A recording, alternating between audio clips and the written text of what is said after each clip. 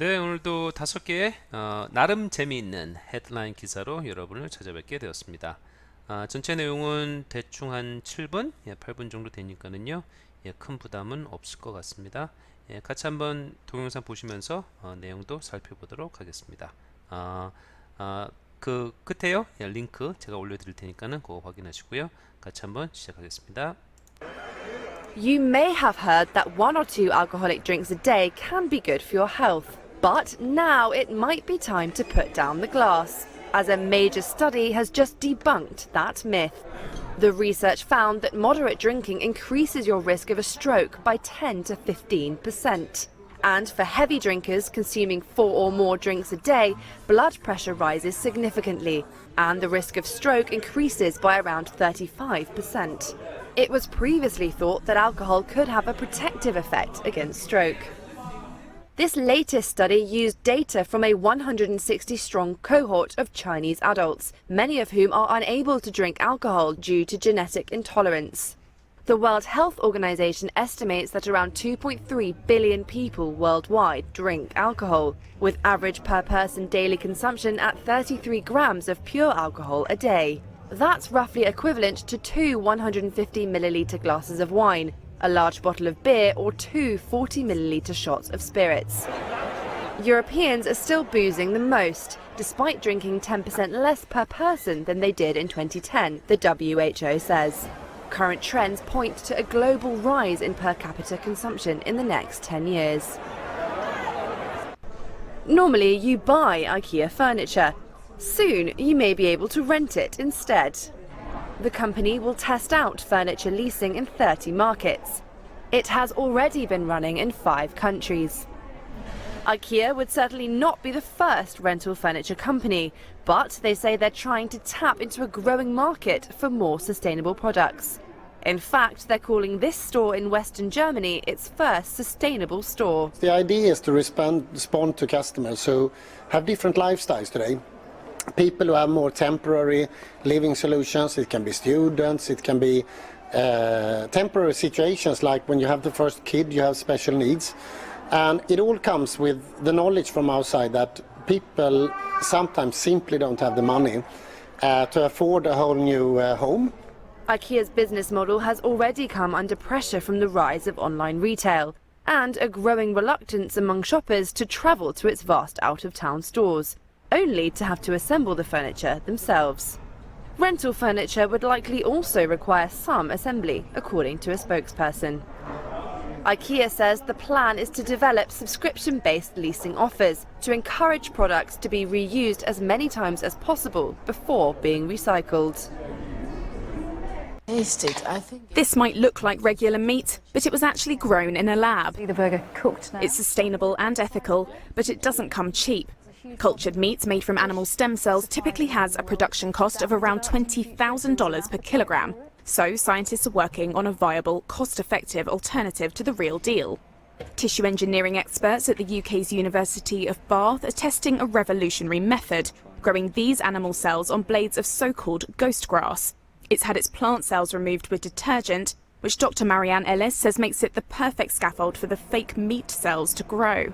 Cells seem to really like growing on them. And the great thing about grass in particular is it's striated. There are lines on the grass, you can see them with your eye, and the muscle cells will actually align with this structure.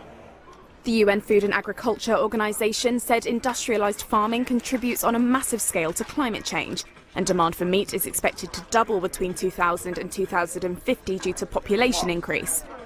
Researchers say the only way to meet demand without huge cost to the environment is to find a solution to meat substitutes. Cuts of meat like steak have connective tissue, blood vessels and fat cells which currently make it too complex to reproduce. But Bath Labs say they hope simpler lab-grown products like burgers and meatballs will be on supermarket shelves in the next 5 years. Alternative to a problem. Wearable technology is always evolving, and some of the very latest ideas have been on display at this recent tech show in London. Everything from a device to help prevent accidents at work to this garment for golfers to improve their swing. You might be asking yourself, why does anybody need to know that much information about their swing? But when you're operating at the professional or the elite athlete levels, even the most marginal gains could have the biggest benefit. It can make the difference between winning and losing a tournament. The 18 sensors are worn on the garment under the golfer's clothing, and they monitor the swing motion. They connect to an app which generates a 3D avatar of the player and their performance. Elsewhere, this portable wrist device is designed to replace detectors on patients' fingers, commonly used by hospitals to measure the oxygen level of the blood. And Catapult's device monitors athletes' performance by capturing data for sports scientists to analyse. So the data captures about 1,000 data points per second per athlete. All that information is then processed through our software application in order for the coach, the sports scientist, the practitioners to be more informed about a player's performance. Around 300 exhibitors were showcased at the recent Wearable technology show, now in its 6th year. Oh my god! Google Glasses were a huge flop, but what about shades that filter out technology?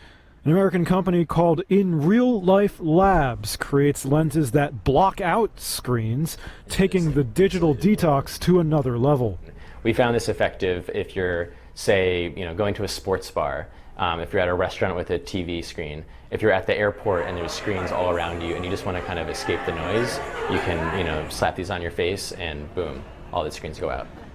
The lenses use rotated polarized glass and block light from LED and LCD monitors, among other things. It's fucking freaky, okay.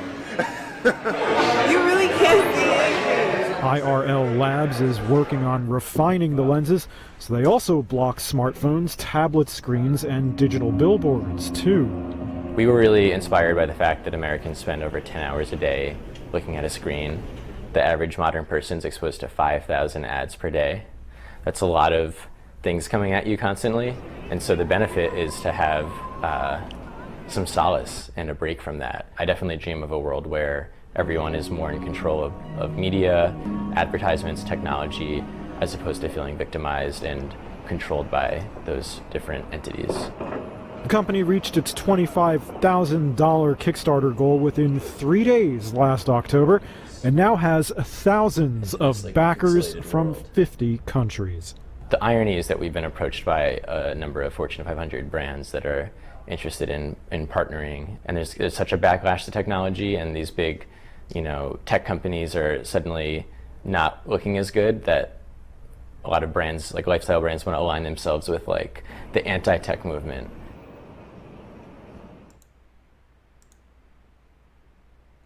네, 정말 맨 마지막 기사는 제가 봤을 때도 흥미있네요. 뭐 전체적으로 특히 이번 주 같은 경우는 자동차 기사가 하나도 없었다는 점, 그 자체가 저는 매우 만족스럽고요.